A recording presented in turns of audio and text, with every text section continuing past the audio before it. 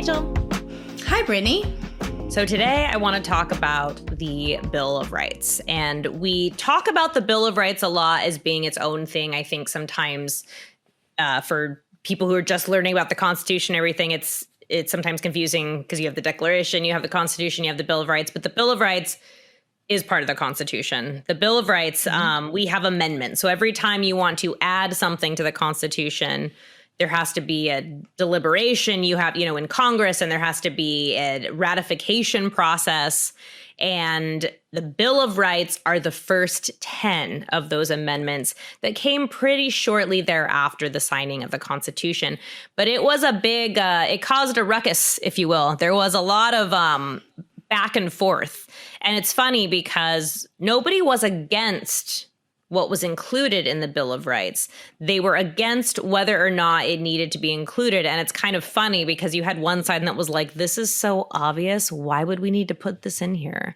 Clearly, people are going to look at this and be like, oh, of course that means free speech is protected. Like, who would be silly enough to ignore that? And what's funny about that is by the time we got to John Adams, he was already trying to pass infringement on free speech. And so it's like they were there and they still forgot. So that's why it's so important.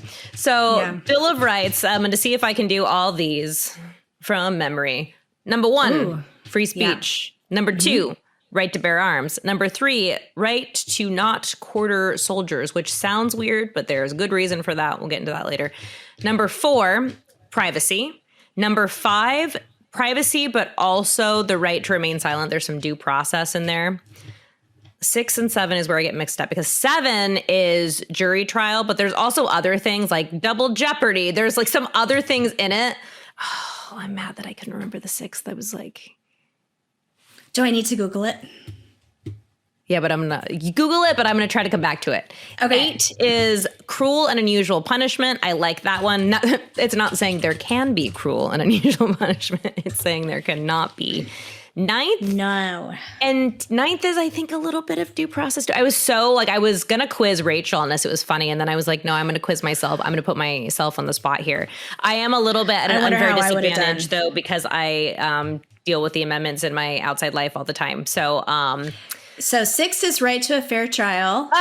Okay. So 7 is jury trial. 6 is right to a fair trial. See, I was close. And yeah, rights in civil cases. Okay, what does it say for 9? What's the 9 breakdown?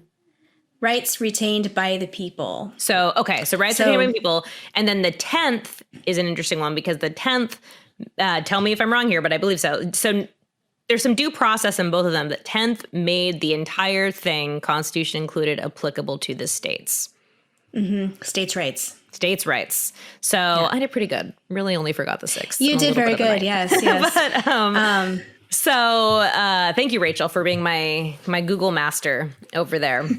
No problem. Here's the interesting thing. Well, first, let me ask you this, Rachel, then I'll get into a little bit of the background of it. What's your favorite amendment? Do you have one? I know they all kind of go together, but what's your favorite?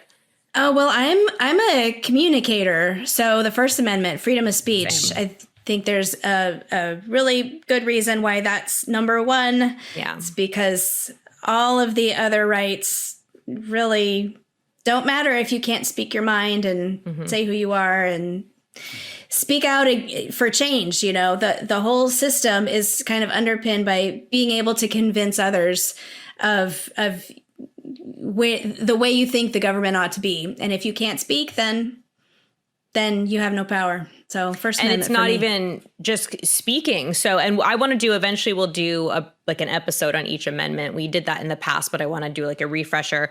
That's a good idea. First Amendment, I don't want to give too much away, but it isn't just free speech. It's the freedom to associate. So let's say Rachel is part of a group that doesn't like the government or doesn't think conventionally. I'm allowed to associate with her. And that might seem like an obvious thing, but it wasn't always that way. Here's the other thing about the First Amendment. Again, I'm giving too many teasers that I always think is interesting too. So when you go to the store and you buy almond milk is technically not milk, right? Milk comes from animals, but you have a right as a business owner to call your product almond milk and not almond drink because of the First Amendment. And the FDA actually tried to press back on that and say, you can't call it milk. It's not milk. But there's a right to free speech that's involved in there. So protest. Yeah. So there's all sorts of things. Again, I don't want to give too much away. We'll do a whole First Amendment. That came down to the First Amendment? That's It is a First Amendment issue. Yeah. There's economic liberty involved in it too, which is actually like the 14th Amendment. I digress. But yes, it's actually, that is part of the First Amendment, and people forget about that a lot. And the right to peaceably assemble. And the right, so protest, right to peacefully assemble. So there's all sorts of cool things wrapped up in there. I agree with you. Mine is probably, my favorite is probably the first. That's why I just went on that tangent. The fourth is really, really important to me, and the fifth as well. So the third, I wanted to get into some background on that, because I think we think like quartering soldiers, like no soldier is trying to live in my house and eat my food during, wartime. Not anymore. Not anymore. And it's happened before. And think about this. It happened, and it was so impactful on the framers of the Constitution that they thought to add it to one of the 10 most important things they wanted to add. That's how you know it was pretty darn important, right? So it might sound weird to us now, but also there's that saying, what is past is prologue. Like what has happened before can happen again. And hopefully it doesn't, but we like that we have the safeguards in there, and, that's why it exists today. But some background on the Bill of Rights. So you have during the Constitution, you have the Federalists and the Anti-Federalists. And I think I've talked about this a million times on the audio only podcast, but you're going to hear me talk about it a million times again. My favorite thing about that era were the pamphlets. And there was this like pamphlet war. And I always compare it now to like social media back and forth on like Twitter or X, whatever it's called today. So the Feds, the anti-feds were they had anonymous publications. We know who they are now. The Federalist was Alexander Hamilton, James Madison. Oh my goodness. Why did I just draw a blank on my favorite thing? You know this. Benjamin Franklin? No, it wasn't Benjamin Franklin, Rachel. He wasn't on the pamphlets? No.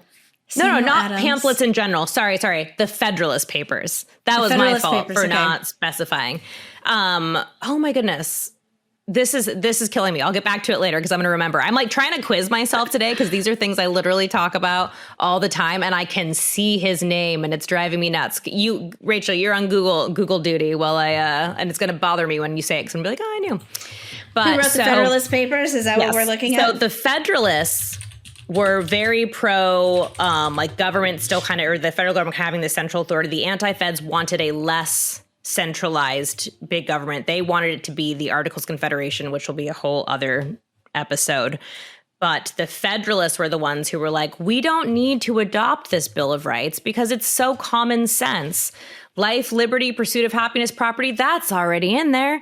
They're going to obey that. And they had the good sense, they meaning everybody when it was ratified, had the good sense to say, government's not always great at obeying the laws, or common sense by obeying implied laws, being like, oh, well, yeah, if you have a right to property, that means you clearly have a right to free speech on that property. No, government will try to get away with anything it can possibly get away with. And so the Bill of Rights were luckily ratified into our Constitution, giving us some of our most sacred rights. Rachel, what'd you find out?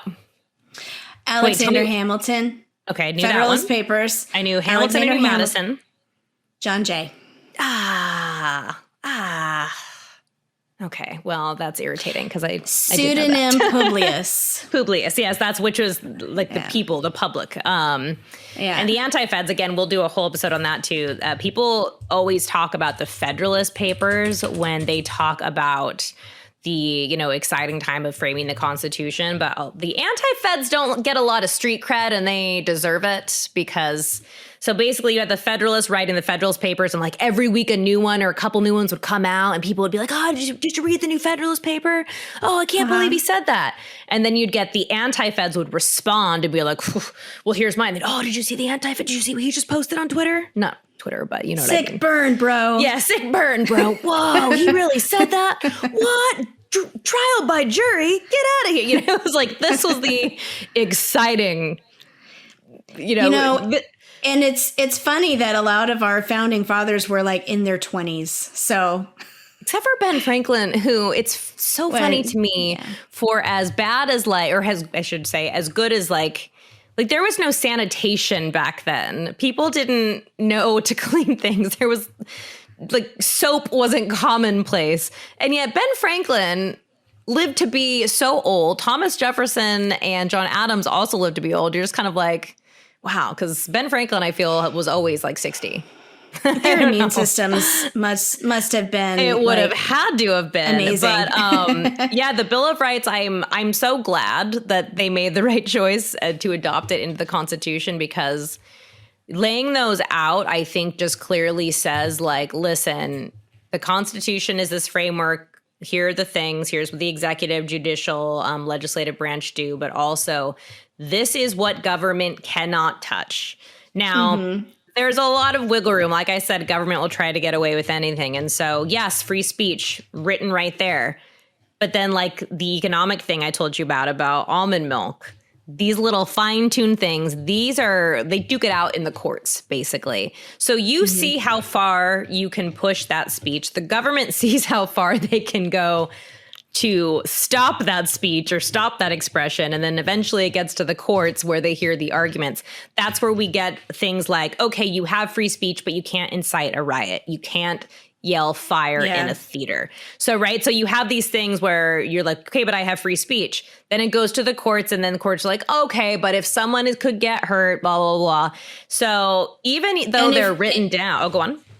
And if you're just absolutely lying about somebody in a public way that damages their livelihood, then that's actionable. You can't just, that's libel or slander or libel. Spoken. Yeah. There's one of them, I believe libel is written, slander is spoken.